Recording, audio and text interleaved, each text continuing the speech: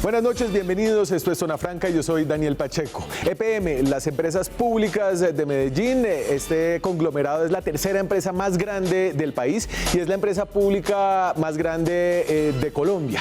Por eso lo que está pasando ahora es importante y es interesante. Pero creo que para entender bien el rollo, para sacarle jugo a la puja de poder, de plata que hay detrás de las decisiones del alcalde Daniel Quintero en EPM y del enfrentamiento que propone con una parte muy tradicional del empresariado paisa, hay que dar antes un poco de contexto histórico sobre Medellín. A principios de los años 70, los tres mayores cacaos de Colombia en ese entonces eran el Águila Jaime Miquelsen, Carlos Ardila Lule y Julio Mario Santo Domingo. En la expansión de los emporios de cada uno de ellos empezaron a acumular cada vez más poder en empresas muy tradicionales de Antioquia, a través de la compra pequeña, silenciosa, a veces con métodos poco ortodoxos de acciones. Liderados entonces por tres empresarios antioqueños, los paisas se organizaron para protegerse. Un artículo del diario El Colombiano, fuente primaria de la historia paisa, echa así la historia y cito un pedazo grande, abro comillas. Era el año de 1972. Adolfo Arango Montoya, presidente de Cementos Argos, Jorge Molina Moreno, presidente de Suramericana, y Samuel Muñoz Duque, presidente de Nacional de Chocolates, veían con preocupación cómo las compañías emblema de la región iban quedando en poder de los capitalinos, quienes de manera astuta y con mucho dinero en el bolsillo iban comprando acciones para hacerse a un porcentaje considerable de la participación accionaria, que posteriormente les daría la mayoría en esas empresas. Este fue el detonante para que naciera el Grupo Antioquia, luego conocido como Sindicato Antioqueño y hoy Grupo Empresarial Antioqueño, que tenía como objeto proteger los intereses de los pequeños accionistas en las principales empresas paisas. ¿Cómo hacerlo? Con el cruce de acciones de varias compañías, lo que evitaría que los tentáculos de los conglomerados foráneos se apropiaran de las firmas, en lo que en el mundo empresarial se conoce como el enroque paisa. Entonces estas empresas básicamente se compraron a sí mismas. Este tipo de pactos del sector privado antioqueño ha tenido también una influencia enorme posterior en la política y en el sector público de Medellín.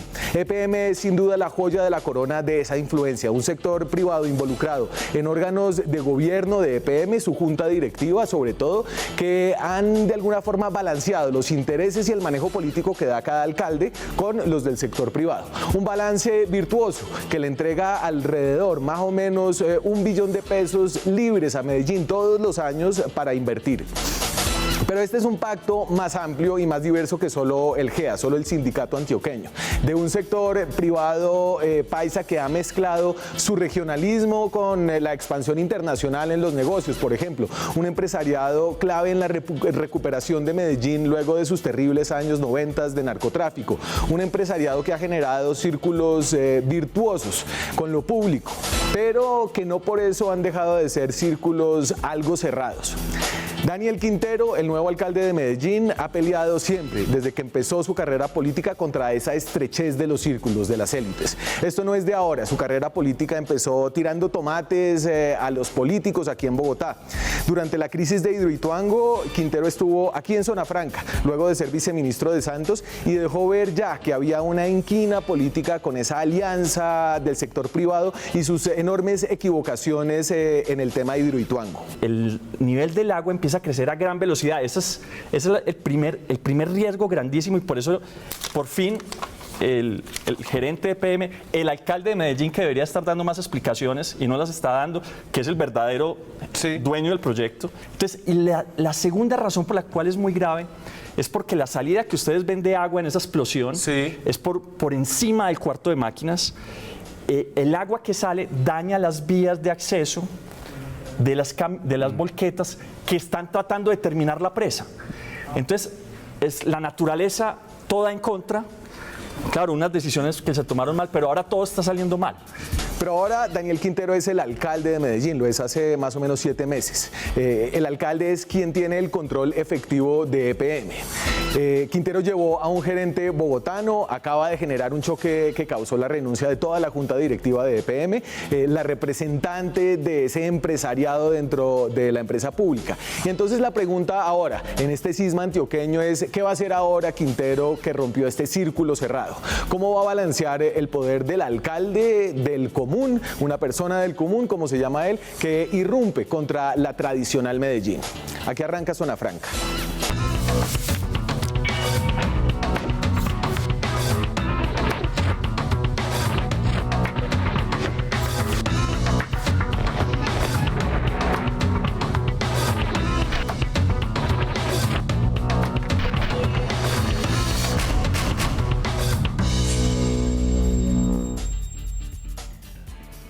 Esta noche estamos en directo desde Bogotá y salimos de las frías aguas de la política capitalina para meternos al hervor que hay ahorita en Medellín, un hervor que comenzó al principio de esta semana cuando el alcalde Daniel Quintero, que es el presidente de la Junta Directiva de Empresas Públicas de Medellín, hizo el siguiente anuncio.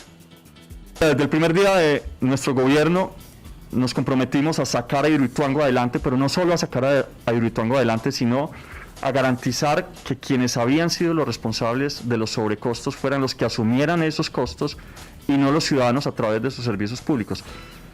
Y eso propone ahora un pleito legal, una conciliación en términos técnicos que ha hecho que la Junta Directiva en pleno renuncie, que ha generado otras renuncias, tal vez indirectamente relacionadas como lo de Ruta N. Para hablar de lo que hay detrás, del contexto histórico que viene y se representa un poco aquí, explota en esta decisión, me acompaña desde Medellín el profesor titular de Economía de la Universidad Nacional de Colombia, allá en la capital de Antioquia, el doctor Guillermo Maya Muñoz, es doctor porque tiene un doctorado de la Universidad de Antioquia.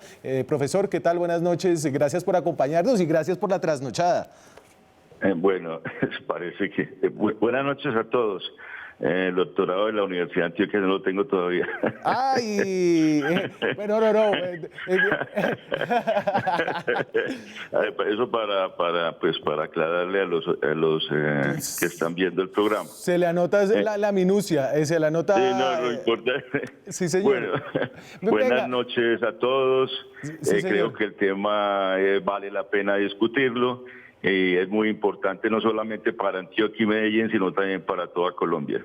Entonces háblenos un poquito del trasfondo de esto, del trasfondo de EPM como una empresa mixta, una empresa comercial del Estado, una empresa que no quiso salir a bolsa, el trasfondo que hay con el tema de Hidroituango, como para que aquí los rolos que nos escuchan y que somos tan ignorantes de lo que pasa por fuera de la capital, entendamos que está en juego en esta puja de poder.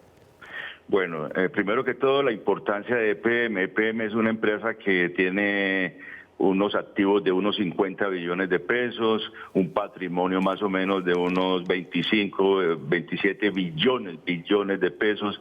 Es la segunda o la tercera empresa del país. Además, lo siguiente, es una empresa pública, porque eso hay que decirlo, es una empresa pública que con este tamaño ha crecido en los últimos 65 años, y es una empresa pública eficiente que presta servicios de una manera eficiente y que ha tomado riesgos muy grandes como empresa, como el caso de Hidroituango, como inversiones internacionales, para aumentar tanto su patrimonio como para adquirir pues experiencia y aprendizaje en los negocios de servicios públicos.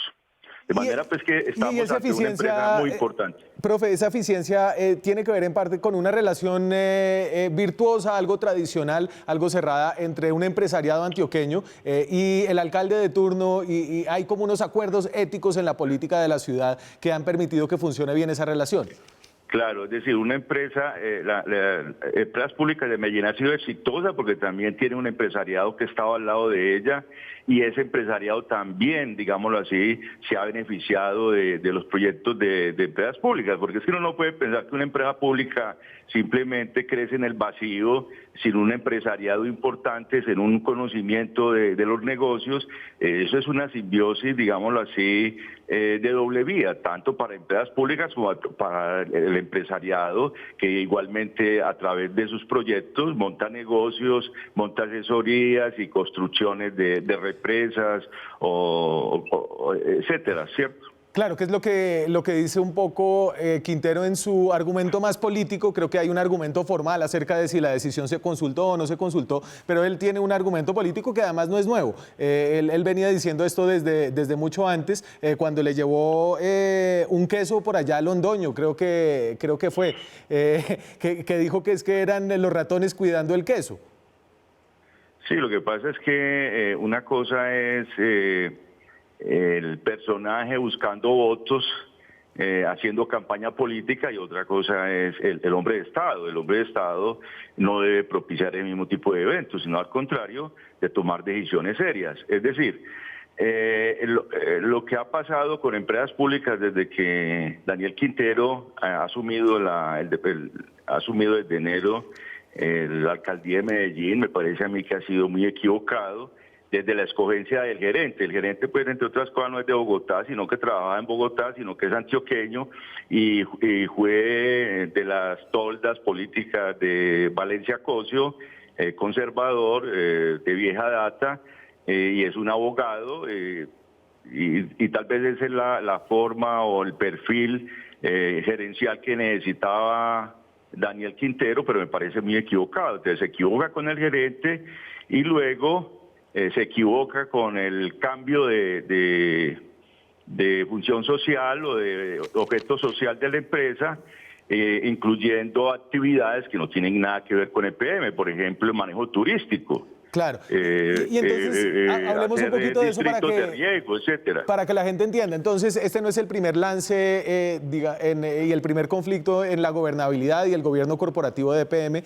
Daniel Quintero este año le pidió al Consejo de la Ciudad que le diera unas facultades para ampliar el objeto social de las empresas públicas. ¿Y eso qué significa? Porque ese fue como una antesala al debate que se está teniendo ahora. Precisamente porque lo que estaba pidiendo eran, en cierta manera, unos poderes extraordinarios para hacer cambio de estatutos, que el Consejo se los concediera para hacer ese cambio de objeto social de empresas públicas de Medellín y hacerlo rápidamente. De manera pues que eso fue lo que generó en la ciudad prácticamente todos los sectores de la ciudad se manifestaron en contra de la premura del alcalde para hacer la propuesta, además que la propuesta no se conoce en los términos técnicos, sino que se conoce simplemente un proyecto de cambio de objeto social. O sea, la Empresas Públicas de Medellín es una empresa dedicada a los servicios públicos domiciliarios, ¿sí? Y no hacer túneles, ni tampoco hacer distritos de riego, ni tampoco servicios turísticos y otro tipo de extravagancias.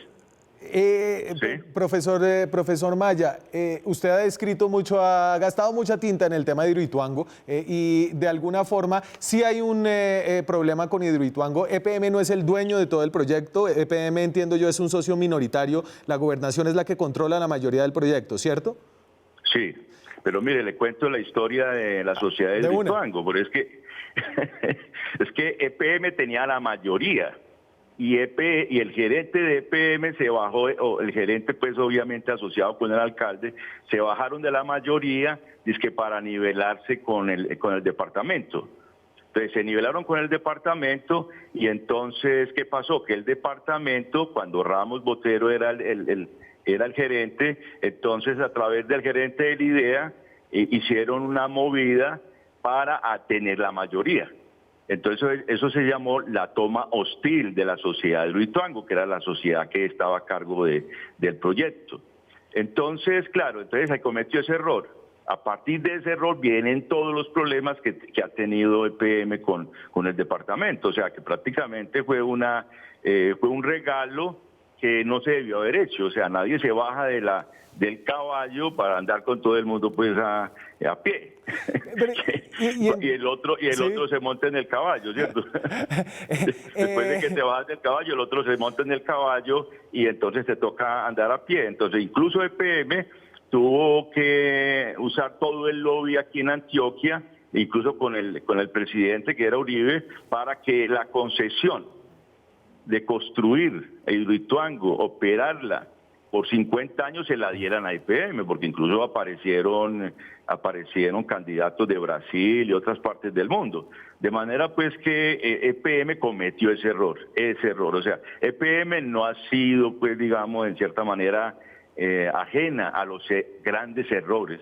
Lo que pasa es que EPM se ha mantenido, se han cometido muchos errores en EPM, pero EPM se ha mantenido, como toda empresa, pero se ha mantenido precisamente porque tiene unos buenos usuarios que pagan cumplidamente, a diferencia de los usuarios de Electricaribe, por ejemplo, que hacen parte, digamos, de un poco de la debacle de Electricaribe. Aquí los antioqueños, los medellinenses, pagamos cumplidamente los servicios públicos. Aquí el contrabando, digamos, del servicio público se ha legalizado a través de diversas campañas de que ha hecho EPM, etcétera. Entonces aquí el robo de energía o de agua es mínimo. Guillermo, y hay una manera en la que se ha simplificado un poco esta pelea, y es que Daniel Quintero tiene una pelea casada con el grupo empresarial antioqueño, que es el que estaba de alguna forma representado en la junta directiva, aunque creo que ahí solo había apenas un miembro que tenía un vínculo claro,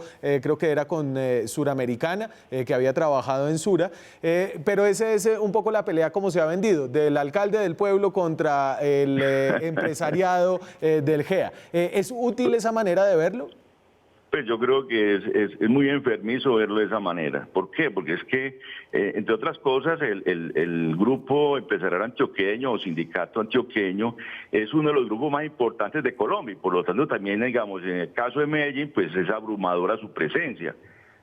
Y de hecho, pues mucha gente que pasa por EPM llega a GEA, y gente de GEA sale. Eso es normal, pues, de una sociedad que tiene esa dinámica. Además, ¿de dónde más vamos a sacar entonces los gerentes? ¿De dónde más vamos a sacar la gente que tiene ideas, que ha estudiado los negocios, etcétera? Afortunadamente tenemos la cátedra de nuestros empresarios. Sí, además que se viene renovando constantemente. No, de aquí les mandamos gente, profesor, aquí les mandamos gente de Bogotá. No, por supuesto. Es que no, ya el mundo se globalizó, y Bogotá y Medellín ya están globalizados también. De manera pues que ya las distancias, Internet borró las distancias entre las culturas y entre los países y entre las ciudades, ya no existen. ¿Cierto? Internet ya es simultáneo en todo el mundo, de manera pues que así como me están viendo ahora aquí, yo estoy en Medellín, de manera simultánea así ocurre pues en el mundo. De manera pues que... pero sí hay una forma en la que Daniel Quintero ha sido percibido como un extranjero a la ciudad, a pesar de haber nacido allá, pero pasó mucho tiempo por fuera, y llegó sin tal vez haber estado en Medellín desde hacía muchos años, y ahora suceden todos estos cambios. ¿No hay una especie de resistencia frente a eso también? No, pero yo creo que es el estilo, porque es que los errores que se han cometido han sido una seguidilla de errores. El primer error fue el nombramiento del gerente que realmente no tiene una gran experiencia empresarial, o sea, realmente no es un gerente. Un gerente, pues digamos, para manejar una empresa, es un gran abogado, litigante, etcétera, pero no tiene pues el conocimiento técnico, financiero y administrativo para dirigir una empresa como EPM.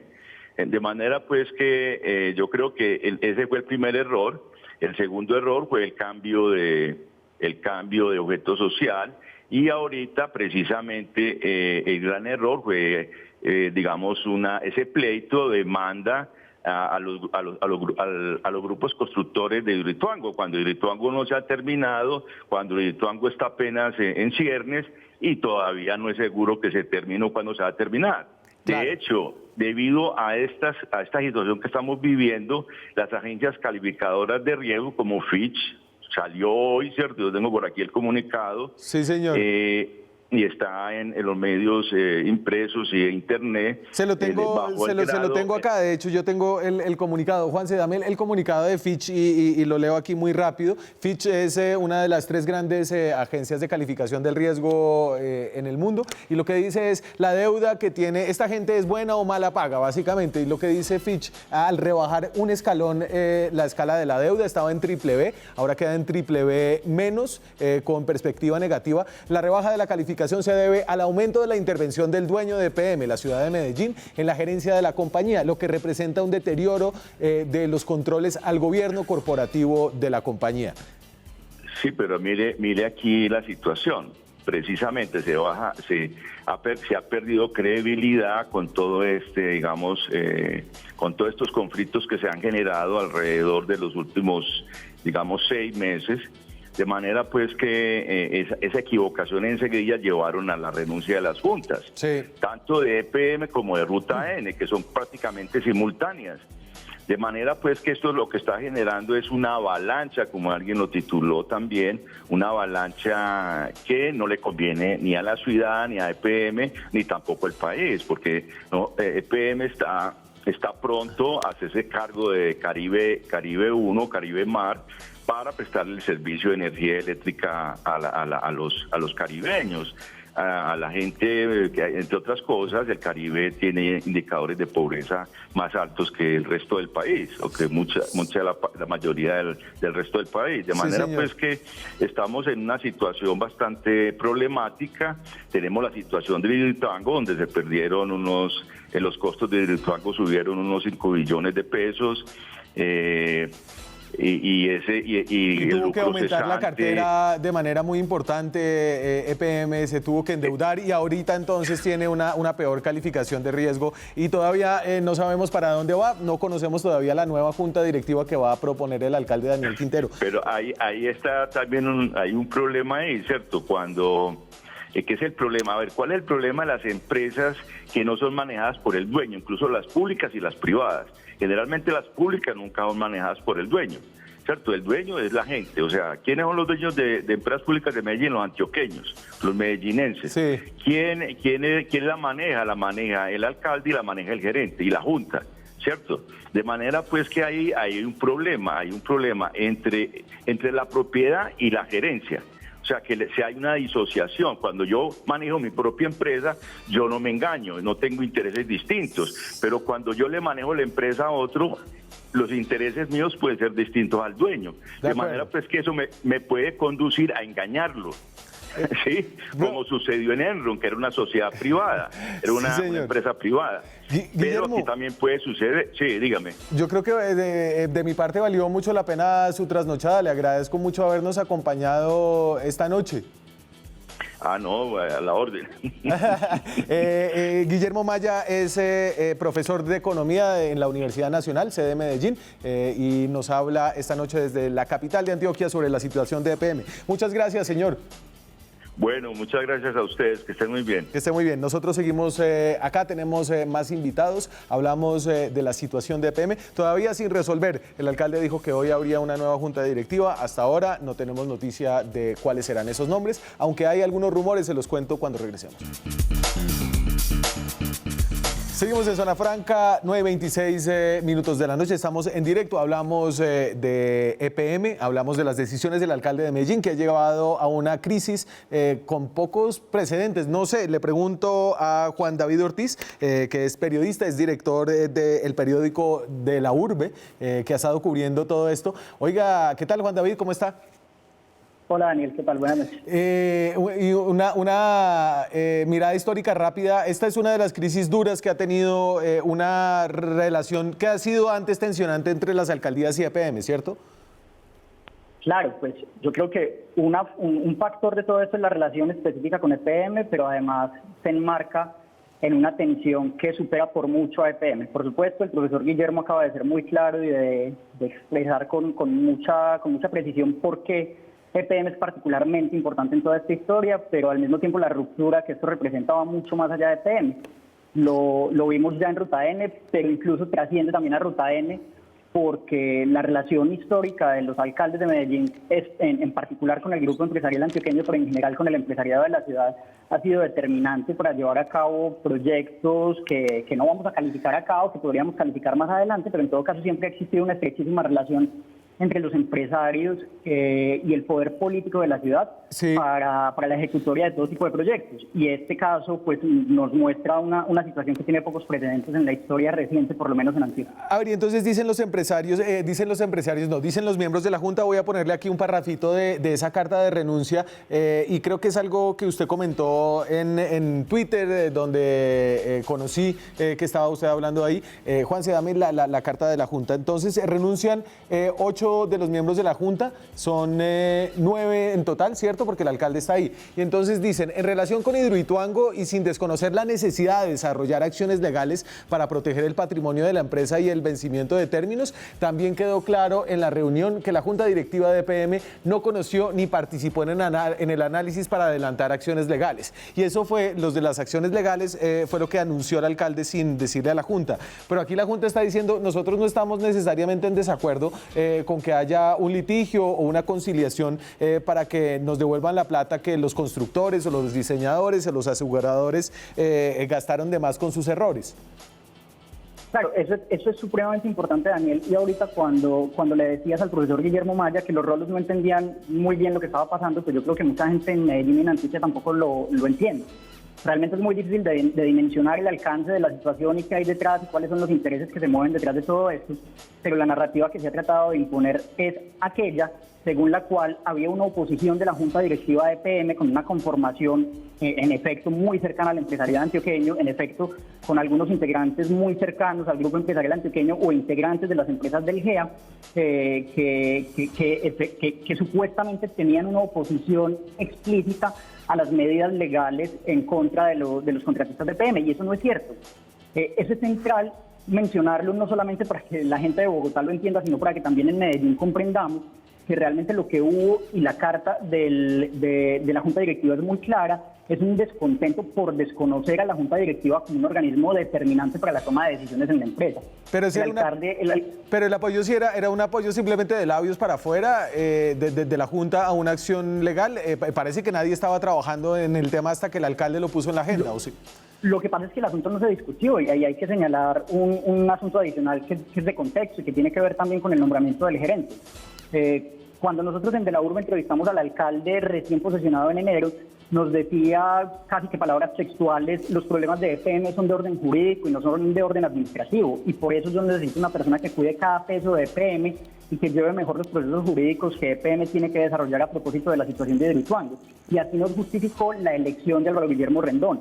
Nosotros además le preguntábamos en ese momento a qué se debe este nombre. Usted nos puso a buscar el nombre de Álvaro Guillermo Rendón en Google porque muy poca gente sabía quién era. Ajá. Además, antes de eso había mencionado que iba a hacer un concurso abierto para la selección del gerente, que incluso él estaba dispuesto a renunciar a la designación directa del gerente, y luego eso derivó en la designación de esta persona el 1 de enero. Todo esto para decir que finalmente las acciones jurídicas no se discutieron en la Junta. Entonces, efectivamente, la carta de la Junta lo que plantea es: no hubo una discusión, no necesariamente había oposición. El asunto de fondo es, efectivamente puede sostener la alcaldía de Medellín y los funcionarios de la alcaldía de Medellín que están imponiendo esa narrativa, que la Junta se oponía a las acciones jurídicas y que se oponía, como lo han expresado abiertamente algunos asesores de la alcaldía de Medellín, por supuestos conflictos de intereses, y ellos no lo han demostrado. Y entonces, no han mostrado las pruebas para una afirmación de esa calaña. Déjeme preguntarle, y voy a poner aquí en la antigua Junta, los nombres y las caras de la antigua Junta de EPM, para que usted me ayude a entender qué tan cierto es que esta era una Junta básicamente del grupo empresarial antioqueño. Entonces tenemos obviamente el presidente, que es el alcalde Daniel Quintero, Andrés Bernal. Andrés Bernal sí había pasado por Sura y Argos, ¿cierto? Sí, claro, y es una persona que evidentemente hace parte de uno de los grupos de todo ese conglomerado empresarial. Entonces, ahí hay uno, Javier Genaro Gutiérrez, expresidente de Ecopetrol, ese no tanto. Sí, no, de hecho es una persona que digamos está al margen de esa dinámica empresarial de los cacaos de Medellín. Sí, Manuel Santiago Mejía, que es cacao de Medellín, pero no es cacao del GEA. Correcto, y ahí hay un punto que es central. Manuel Santiago Mejía, además de ser un personaje extremadamente relevante en los asuntos de negocios y en la economía local, es relevante en la economía nacional y es un personaje muy importante en el Partido Conservador y con mucha influencia política. Además hace parte de numerosas juntas directivas, no solamente de entidades relacionadas con la alcaldía de Medellín, pero no hace parte del grupo empresarial antioqueño, y eso es central. Por supuesto que hay un entramado de negocios en los cuales Manuel Santiago Mejía eventualmente puede tener acciones en algunas empresas del GEA, pero él no es propietario, él no hace parte del grupo empresarial antioqueño. Hace parte, por supuesto, de algunas comidillas y de algunos escenarios en que se encuentran empresarios antioqueños, pero afiliarlo al GEA es una imprecisión. Y ahí está entonces Ricardo Maya, Osvaldo León Gómez, el de Confiar. Elena Rico, ¿Confiar que le prestó plata a la campaña a Quintero o no? Por solo poner un ejemplo, Daniel, y creo que este es el ejemplo más caricaturesco de todos, afiliar a Osvaldo Gómez con el grupo empresarial antioqueño no solamente es una imprecisión, sino que es de unas dimensiones que uno no logra comprender. Es una persona muy reconocida en la ciudad, en el sector cooperativo, muy cercana al sector social, desde el sector cooperativo y por supuesto entendiendo que hace parte de una cooperativa financiera, es una persona muy cercana a sectores sociales de Medellín, y pretender, como lo han hecho, como está tratando de imponer esa narrativa a la alcaldía de Medellín, que Osvaldo León Gómez hace parte del GEA, también constituye por lo menos una pretensión de que la ciudad es estúpida. Juan David, y la de irme a la pausa. La nueva junta de EPM. Entonces, hoy Blue sacó unos nombres. Simón Gaviria, obviamente muy bogotano. Estaba también David Luna, cercano a Cambio Radical, también muy bogotano. Estaba Luis Pérez, y este anuncio no se logró hacer. ¿Esos nombres son de verdad o son puros corrillos? Esos nombres están circulando desde finales de la mañana de hoy. Son nombres de personas muy cercanas al alcalde Daniel Quintero. Por lo menos muchas de esas personas son muy cercanas a él. Efectivamente, Luis Pérez es una persona que ha estado muy cerca de Daniel Quintero. Yo no quiero incurrir aquí en señalar rumores, pero lo cierto es que hay una cercanía que por lo menos se puede hacer explícita, sí, entre el hermano Miguel Andrés Quintero, el hermano del alcalde Daniel Quintero, quien trabajó para Luis Pérez durante la gobernación anterior, y la influencia de la que se habla en Medellín sobre Daniel Quintero que tiene Luis Pérez es muy alta. Y esa Rico mezcla... es un personaje que participó de su empalme. Sí. Rico es un personaje central en esta historia porque participó en el empalme del alcalde Quintero, y que también tiene una influencia muy importante y muy a propósito de la relación del alcalde con EPM. Entonces, no sabemos si esos son efectivamente los nombres, pero lo cierto es que esos nombres hacen parte de un círculo, o algunos de ellos por lo menos hacen parte de un círculo muy cercano del alcalde Daniel Quintero, por lo que no sería sorprendente que efectivamente eso correspondiera a la realidad. Juan David Ortiz es el director del periódico de la Urbe. Léanlo para saber qué está pasando con el tema de la crisis de EPM. Muchas gracias, Juan David, por acompañarnos esta noche. Gracias, Daniel. Un saludo. Vamos nosotros a la pausa, regresamos con visiones de sectores cercanos a EPM, cercanos al alcalde Daniel Quintero. Y antes de irme, estos tres nombres que surgen de Blue Radio hoy para la Junta Directiva hablan un poco de esa amalgama política tan extraña que ha logrado armar Daniel Quintero con apoyos en sectores de derecha, del Centro Democrático, del Partido Liberal, el partido más partidos de izquierda, un manejo político muy interesante, muy osado del nuevo alcalde de Medellín. Ya volvemos. Seguimos en Zona Franca, son las 9:40 de la noche. Se unen a esta conversación dos voces distintas desde Medellín. Hablamos de la crisis en Hidroituango. Ese es nuestro hashtag, francamente, crisis Hidroituango, perdón. EPM, la crisis en EPM. María Paulina Aguinaga es concejal de Medellín, del Centro Democrático. Estudió aquí en Bogotá Relaciones Internacionales en el externado. Hizo una maestría en la Universidad de San Francisco, en California. ¿Cómo está, concejala? Muy buenas noches, Daniel, para usted, para los demás invitados y por supuesto para todos los televidentes. Y la acompaña en esta conversación el abogado y docente de Derecho Administrativo de la Universidad de AFIT, David Suárez, quien fue secretario de Empresas Públicas de Medellín. ¿Cómo está, David? Buenas noches.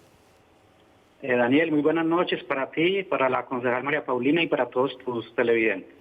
María Paulina, usted venía diciendo ya hace rato que era necesario tomar acciones legales para que EPM pudiera enfrentar la crisis de Hidroituango, y ¿está usted contenta con la manera en la que lo ha manejado el alcalde Daniel Quintero?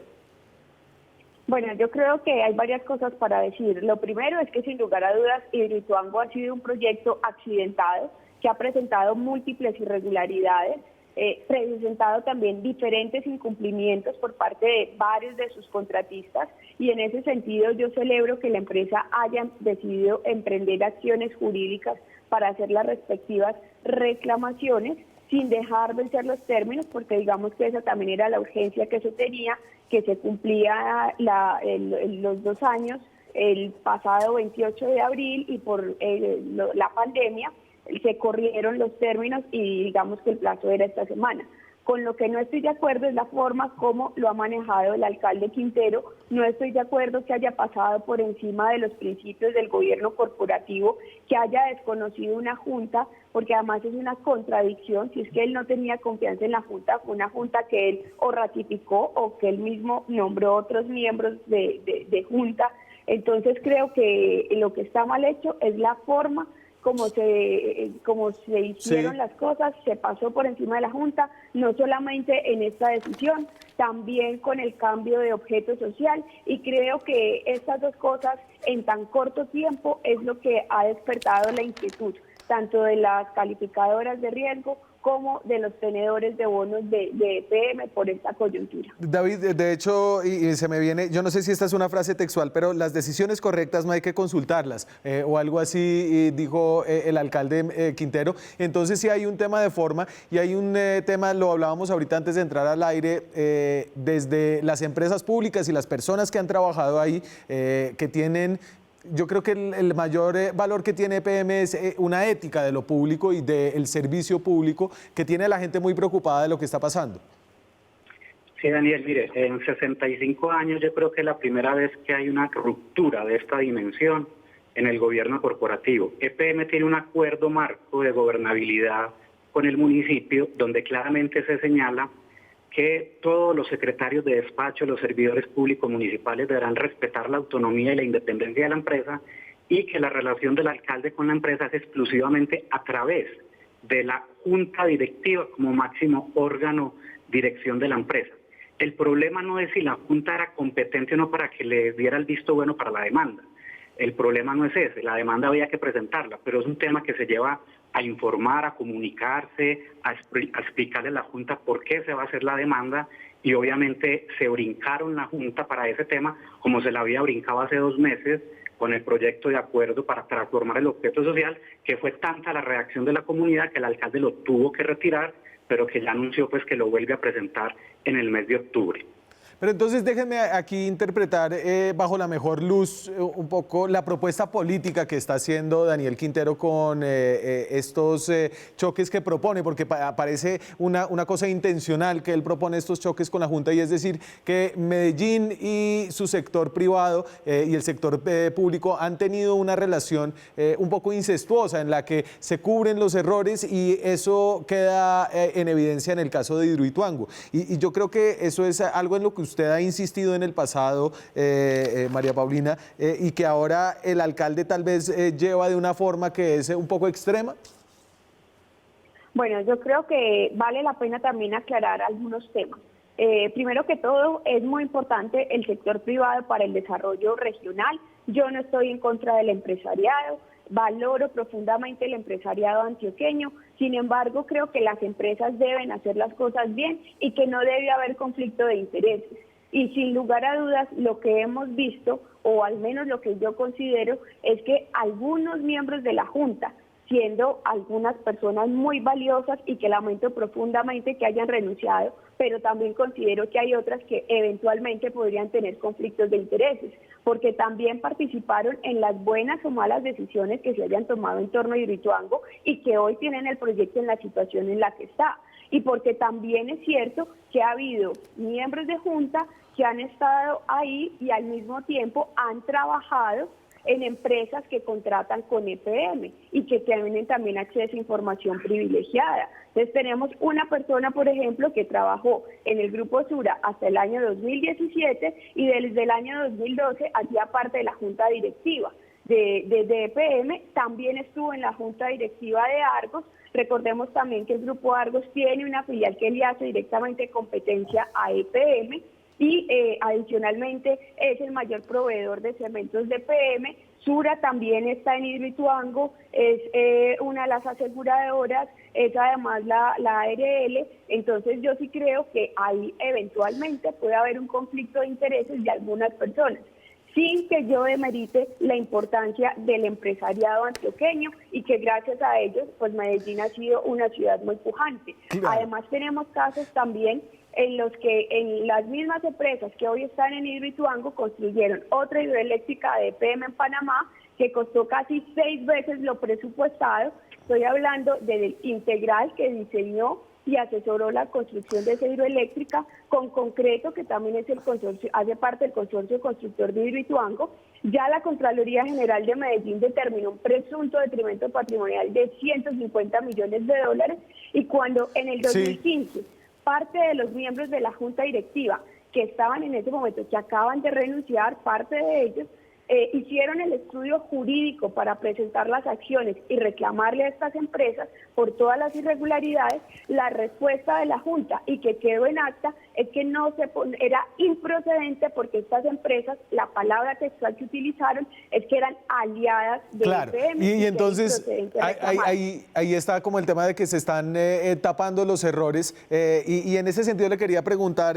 abogado Suárez, ya que usted además estuvo en esa secretaría que es por donde se mueven las acciones jurídicas, esto ya venía una prescripción y dicen en la carta de la Junta Directiva que no se evalúa la matriz de riesgo. ¿Y cuáles podrían ser un poco los riesgos de entrar en un litigio o en un proceso legal ahorita para determinar si hay culpas o no en el tema de Hidroituango?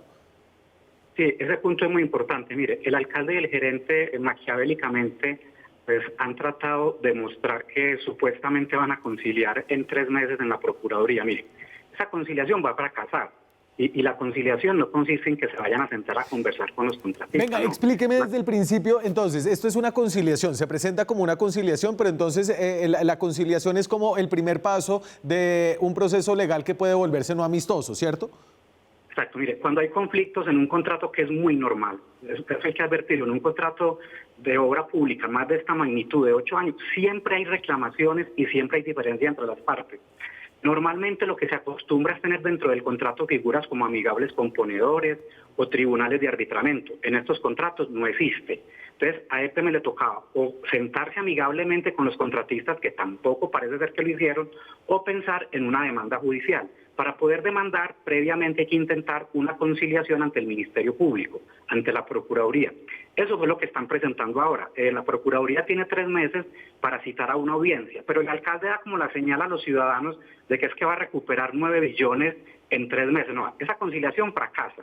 Las conciliaciones prejudiciales en Colombia fracasan entre el 80 y el 85% y casi siempre son demandas de 1.000 millones, 1.500. Esta es la demanda más grande, más alta que ha habido en Colombia en entidad alguna. Entonces, obviamente esos contratistas no van a conciliar.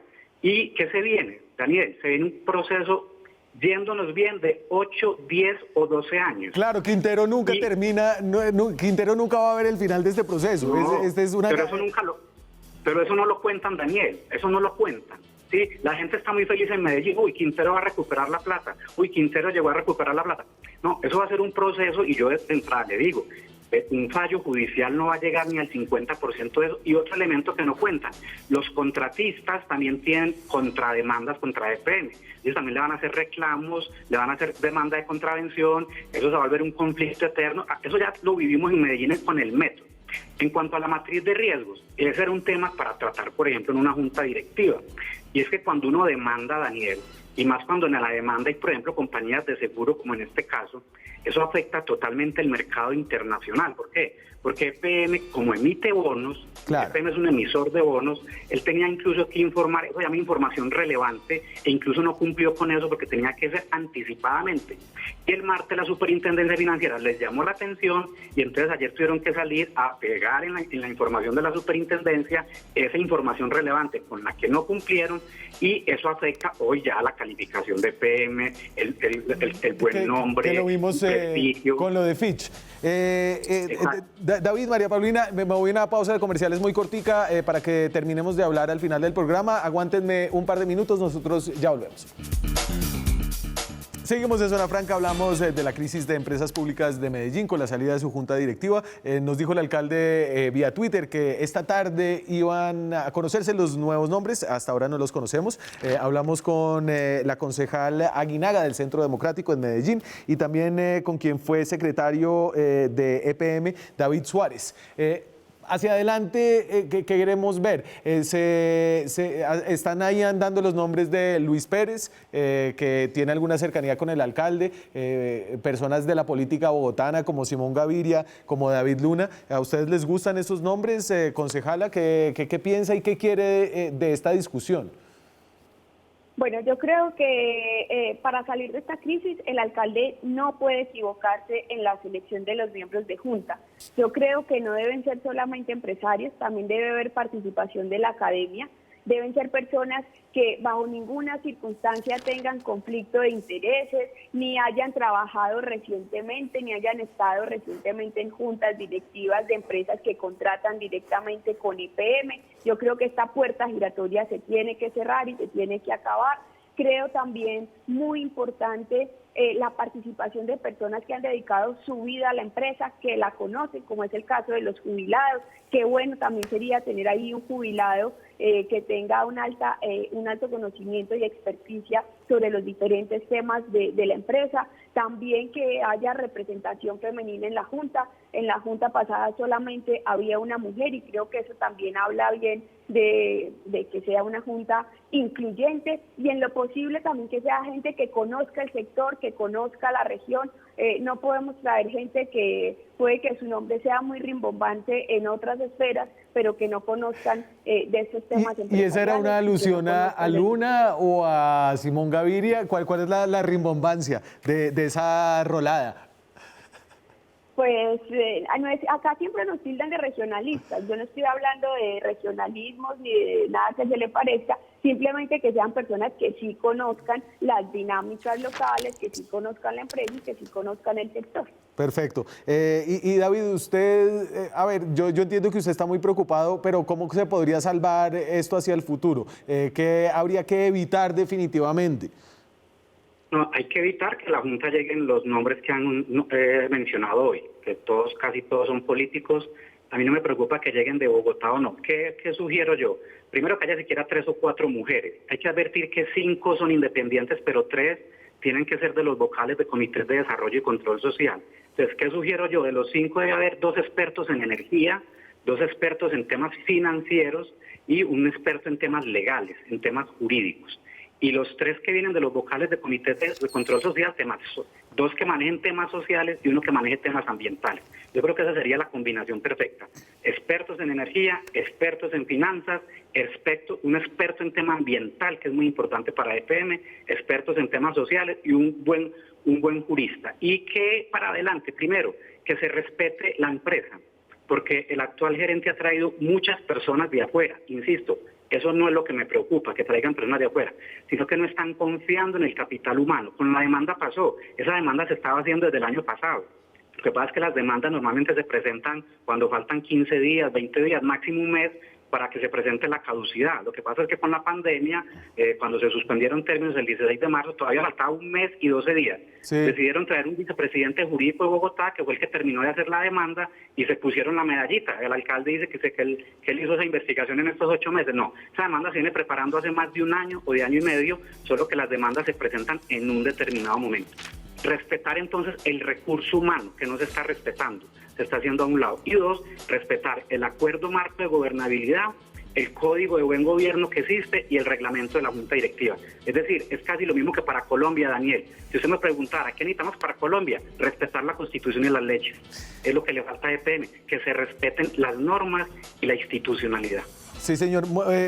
Quiero agradecerles a ambos. Creo que este programa nos ayuda a entender una crisis que todavía está en desarrollo. Vienen los nombramientos también en Ruta N y viene el desenlace de esta interesante puja de poder que hay entre el alcalde de Medellín, un empresariado muy tradicional, y los intereses de todo el público del Valle de Aburrá que se beneficia de los servicios de EPM. Muchas gracias a ambos por acompañarnos hoy. Muchísimas gracias, Daniel, por la invitación y una muy buena noche para usted, para el profesor David Suárez y todos los televidentes. Buenas noches Igualmente, para Daniel, ustedes. muchas gracias. Gracias a ustedes. Nosotros nos vamos, nos quedamos sin tiempo. Gracias por acompañarnos esta noche. Nos vemos mañana con más periodismo, más debate, más opinión. Chao.